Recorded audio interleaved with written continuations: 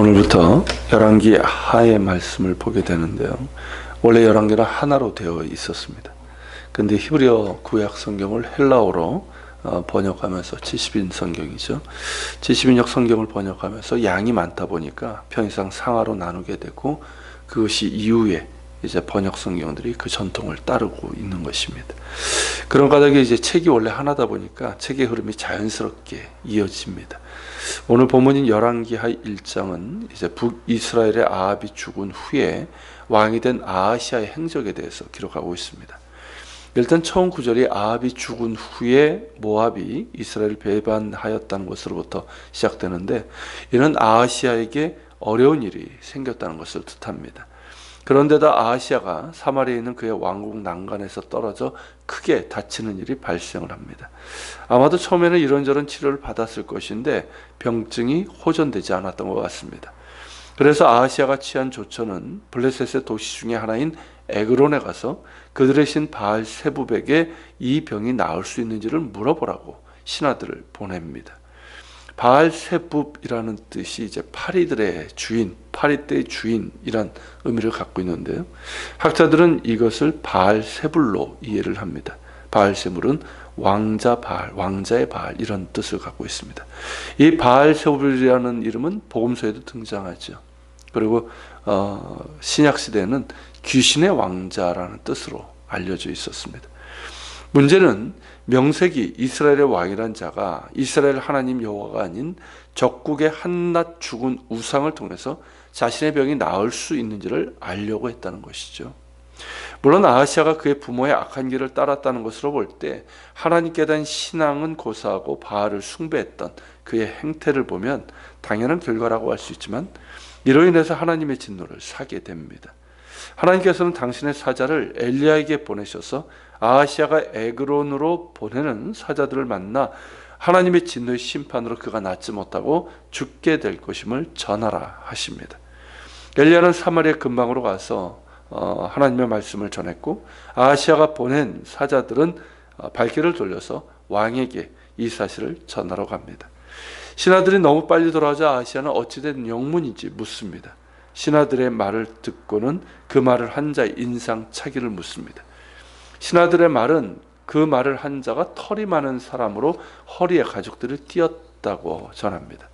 털이 많은 사람이다라는 의미는 원어의 의미로 본다면 이 엘리야가 어떤 털옷을 입었거나 머리털이 길었거나 수염과 함께 이렇게 그랬던 것으로 보입니다.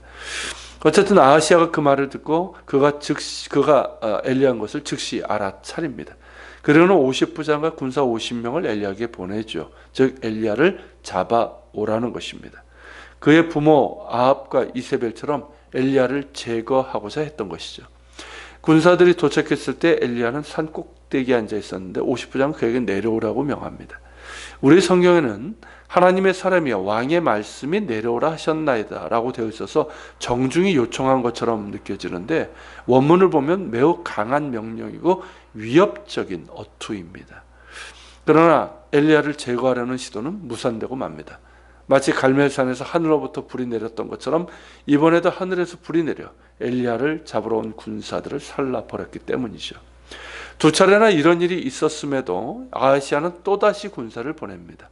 참 악하고 어리석은 왕 때문에 많은 사람들이 화를 당하고 마는 것이죠.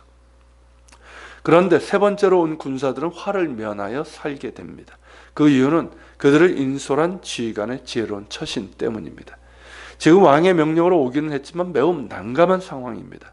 엘리야를 데려가지 못하면 왕에게 죽임을 당할 것이고, 엘리야를 강제로 데려가자니 하늘로부터 내린 불로 죽임을 당할 것이기 때문입니다. 결국 아하시아냐 엘리야의 하나님이냐를 선택해야 되는 그런 상황인 것이죠. 이런 상황에서 50부장은 무릎을 꿇고 엘리야가 진정 살아계신 하나님의 사람임을 인정하며 자신들의 생명을 귀히 여겨달라고 간청합니다. 단순히 살려달라는 청이 아니라 하나님을 인정하면서 궁유를 베풀어 달라는 그런 간청입니다. 하나님께서는 당신을 존귀하게 여기는 자를 존귀하게 여기십니다. 50부장의 말을 들으시고 엘리야에게 그를 두려워하지 말고 함께 내려가라 하십니다. 이로써 50부장과 그의 부하들의 생명이 보존될 수 있게 됩니다. 이 모습에서 우리는 지도자 한 사람의 판단과 처신이 얼마나 중요한지를 다시금 깨닫게 됩니다.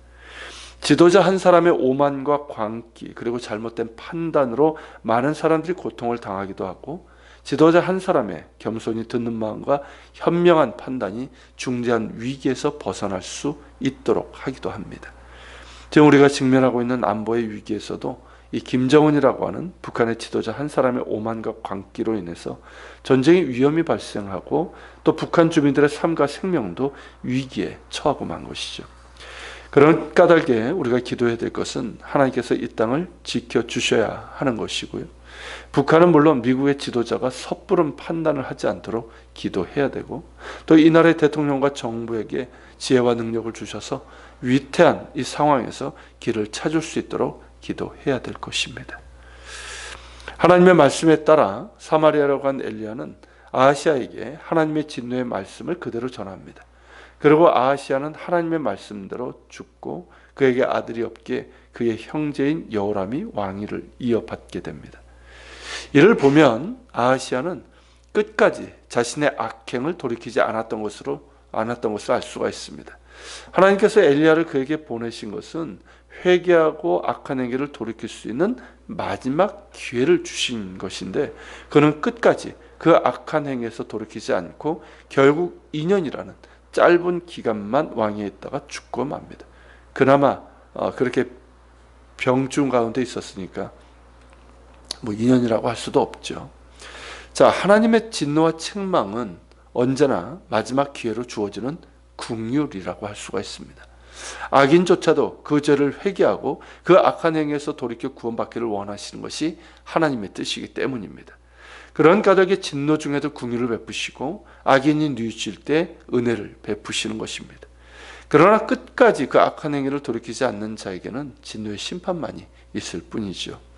그러므로 우리는 악인의 회개를 위해서 기도해야 될 것이고, 우리 자신도 마음이 교만해지고 완악해져서 우리의 마음이 굳어지고 죄에 대해 무감각해지지 않도록 늘 하나님 앞에 겸손한 신뢰와 거룩한 순종의 삶을 살아가야 할 것입니다.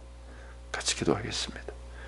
오늘 말씀을 기억하면서 같이 기도합시다. 주님, 한 사람의 지도자의 판단과 행동이 얼마나 중요한지를 보게 됩니다. 주님, 지금 이 나라의 상황을 주께서 긍휼히 여겨주시고, 주님, 북한 그리고 미국의 지도자가 주님 섣부른 판단하지 않도록 하나님 역사하여 주시옵시고, 이 나라의 지도자에게도 그리고 지도층에 있는 이들에게 주님 지혜 주시고, 또 주님 잘 또 길을 찾아낼 수 있도록 인도해 주옵소서. 또 주님, 악인에게도 끝까지 기회를 주시는 주님, 참으로 악한 자들이 그 죄를 깨닫고 돌이키게 하여 주시고, 또 우리 마음이 교만해지고 완악해지지 않도록 주님, 늘 주님 앞에 겸손하고 또 거룩한 믿음과 순종의 삶을 살아갈 수 있도록 도와주옵소서. 같이 기도하며 나아갑시다.